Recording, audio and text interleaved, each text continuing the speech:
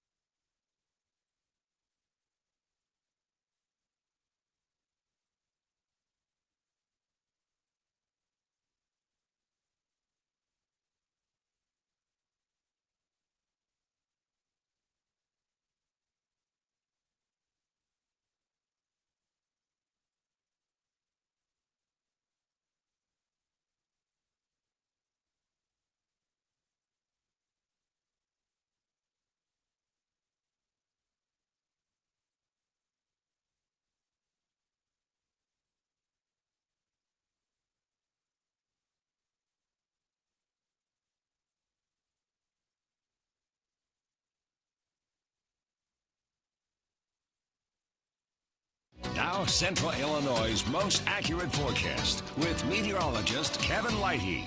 Just a few of the pictures that we picked out. I mean, they're pretty much all the same. It's either trees down, trampolines strewn around and tipped over and upside down, trash cans, or playground sets. I mean, these are viewer photos from across the area.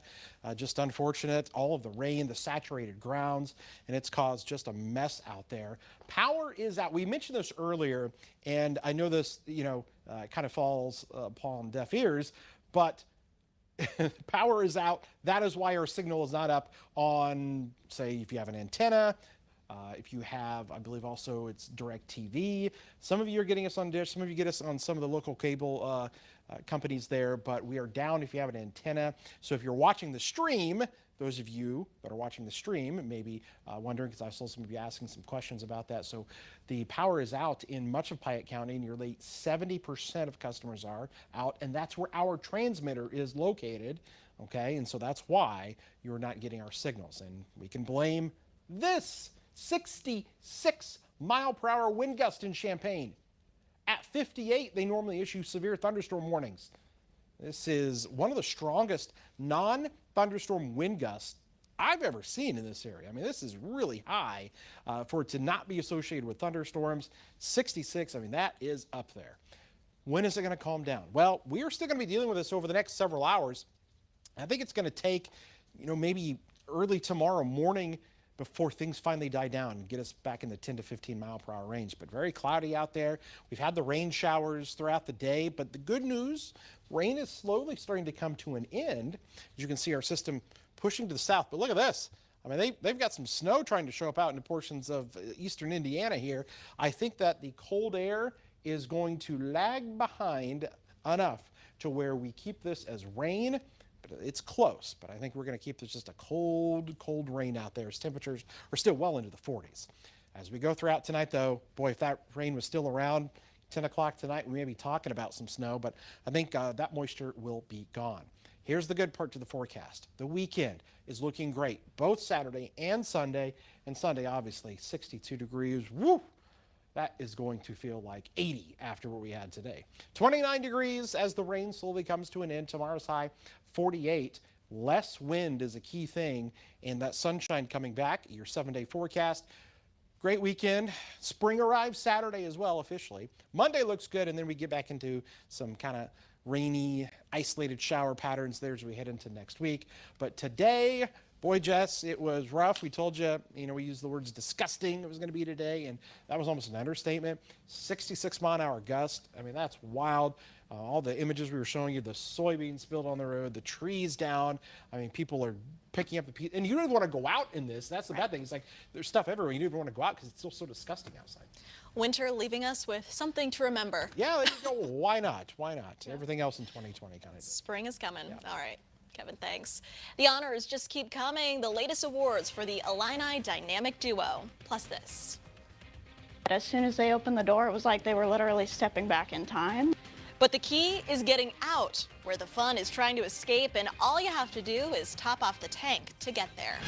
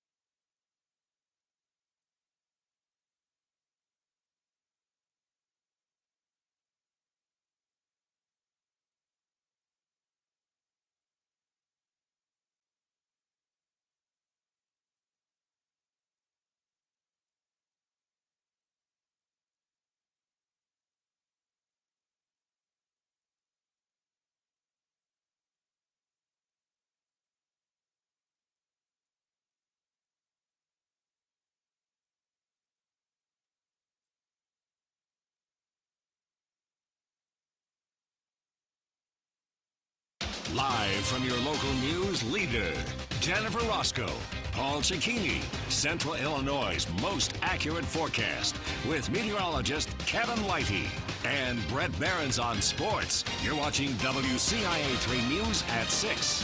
If you're looking to take a trip back in time and you don't have a cool DeLorean like Doc Brown or Marty McFly, don't worry. The Adventure Arcade Escape Room has got you covered with an 80s vibe that's really fun for all ages. WCIA3's McLeod Hageman is topping off the tank and taking a trip to Danville. So this is our Escape from the 80s room. Adventure Arcade Escape Rooms owner Andrew Dudich proudly showing off Danville's newest attraction, explaining how to make it through. And there's this amazing concert coming up that you just have to go to. Everyone's going to be there, but Mom decided to ground you at the worst time possible. Dudich and co-owner Rachel Anderson even able to watch through surveillance video, walking people through the clues when they get stuck. As soon as they opened the door, it was like they were literally stepping back in time.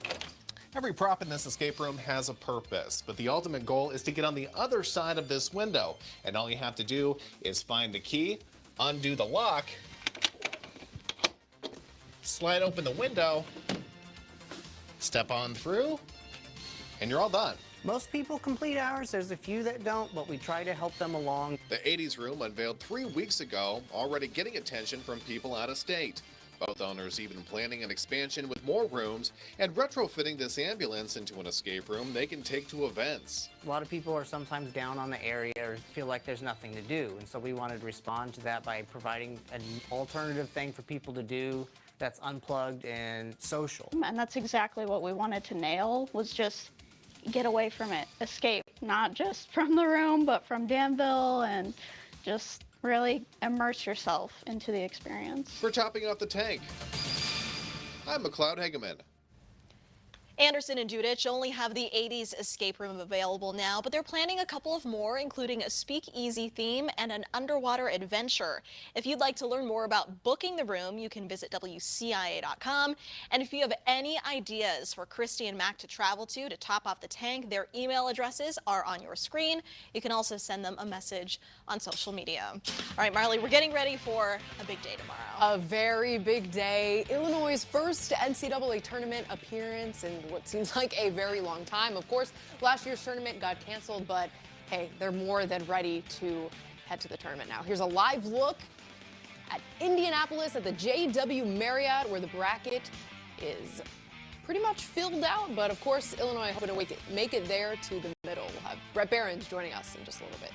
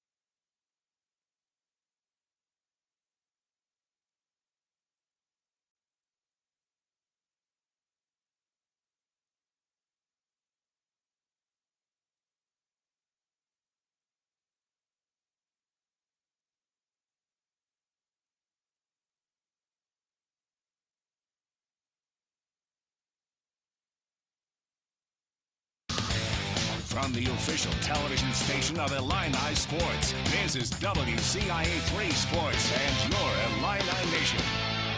Rewriting history continues to be the identity for Illinois basketball. Both Ayo Dosunmu and Kofi Cockburn were named NACB All-Americans this week, the first time the program has had multiple selections since 2005. Dosunmu, first-team selection, while Cockburn is a second-team honoree. Of course, this isn't the first time Illinois has been compared to the '05 squad. That was the last time the Illini made it to the Final Four. And with Illinois heading into the tournament this weekend as the third overall seed, the look to get back there again. WCIA 3's Brett Behrens joins us live now from Indianapolis. And Brett, it looks like you got a pretty nice view of the place Illinois has called home for the last couple days. Yeah, it's a rotten night here, raining, Marley, but we do have a great look at the JW Marriott. You can see Illinois right about there. We're going to go right there. That's where they are on this massive bracket, as they are now less than 24 hours away from their opening round game against Drexel. The 16-seed Dragons are playing the Illini tomorrow at the Indiana Farmers Coliseum. And we can only hope Loyola wins and they fill out that bracket. That way we can see an all-Illinois Land of Lincoln matchup in the second round. But first things first, of course, Illinois has to beat Drexel to get there. The Illini practice for the final time today at the Convention Center before they take the court against the Dragons tomorrow. This is Illinois head coach Brad Underwood's 5th trip to the big dance. He says it's all about staying focused, but also enjoying the moment. Their best moments in their life happened in the NCAA tournament. And whether it was watching Kofi put on a soccer clinic last night in our media room. I mean, all those things are neat and they're unique. And guys, I want guys to understand how important that is. The games take care of themselves. Everybody remembers that, but it's all the other stuff you do as a unit and as a team that I want these guys to enjoy and remember. Here's the matchup. Illinois and Drexel on TBS. Tip time, 12:15 Central. The Illini 22.5-point favorites over the Colonial Tournament champions. A 1 seed has only lost 1 time in the entire NCAA tournament in the first round. That was Virginia a couple of years ago. History shows us, Marley, that the Illini will be okay tomorrow. All right, Brett, thank you so much. We'll check back in with you in a little bit. Make sure to tune in to the Your Illini Nation Back in the Bracket NCAA Tournament Special. That's coming up right after this at 6:30. But first, we can't let you go without unveiling our Athlete of the Week. This week, we're honoring Charleston's Shea Littleford. The senior led the Trojans to an undefeated 15-0 record this season. The 4-year starter and 2-time captain set the program's all-time record for points, steals, and assists. She'll be continuing her career at the next level at UT Martin, who are in the same conference as her hometown EIU Panthers. It'll be really cool. I'll have a lot of local people be able to come and watch, and of course my family will be able to make a quick trip just 5 minutes away from our house to be able to come and watch us play that game. All right, congrats, Shay. And if you know someone that should be our next Athlete of the Week, you can nominate them on WCIA.com. And of course, remember to stick around. At 6:30, we have our Back in the Bracket special coming up after this. All right, Marley, thanks. We'll be right back.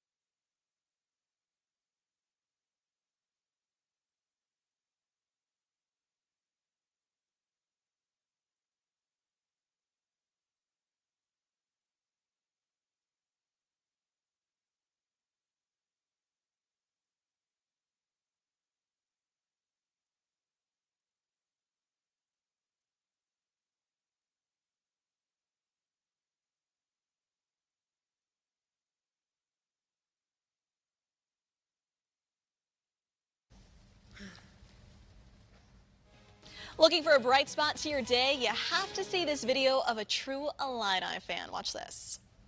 Ready? A is for Adam.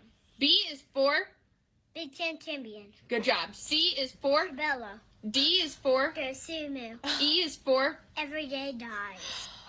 Oh, I want to keep watching. The list goes on all the way from A to Z. That is 4-year-old Madison. She's learning the Illini ABCs this week as the Fighting Illini prepare for tomorrow's big game against the Dragons. This video is making the rounds on social media.